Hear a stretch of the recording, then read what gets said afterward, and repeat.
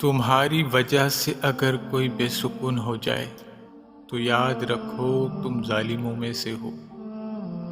مجبوریاں نہیں ہوتی 100%، دراصل پیچھے بے وفائی بھوک رہی ہوتی ہے۔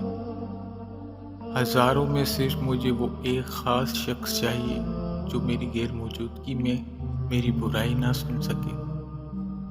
تمہیں پتہ ہے کہ سب سے بڑا افسوس کیا ہے؟ میرے لیے سب سے بڑا افسوس یہ ہے کہ تم نے خود کو اس قابل بھی نہیں چھوڑا کہ میں تمہیں اچھے لفظوں میں یاد کر سکوں۔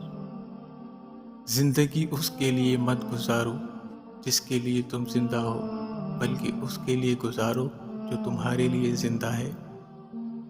تنہائی ہی بہتر ہے جھوٹے، دھوکے باز، منافقت اور بدذات لوگوں سے۔ عورت مضبوط ہے، اتنی مضبوط کہ مرد صدیوں سے اس سے بے وفائی کرتا چلا آ رہا ہے، پھر بھی زندہ رہ لیتی ہے۔ اور مرد کو ایک عورت دغا دے جائے تو وہ چرس پی پی کر خود کو جلا لیتا ہے۔ محبت کی سیڑھی پر پہلا قدم رکھ کر ہوا میں اڑنے والے جب عشق کی دہلیز پر پہنچ کر اوقات کا آئینہ دیکھتے ہیں تو خاک ہو جاتے ہیں۔ حیرت کی بات ہے، ہر وہ شخص معافی مانگتا ہے جس نے دل دکھایا ہی نہ ہو، پر وہ لوگ کبھی معافی نہیں مانگتے جنہوں نے دل کے ٹکڑے کیے ہوں۔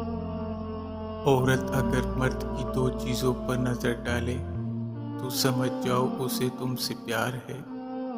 آنکھیں، سچائی۔ محبت کرتے وقت بڑے بڑے دعوے کیے جاتے ہیں، مگر جب ساتھ دینے کی باری آتی ہے تو مجبوری کا رونا رو دیا جاتا ہے۔ تو پھر چاہے وہ عورت ہے یا مرد،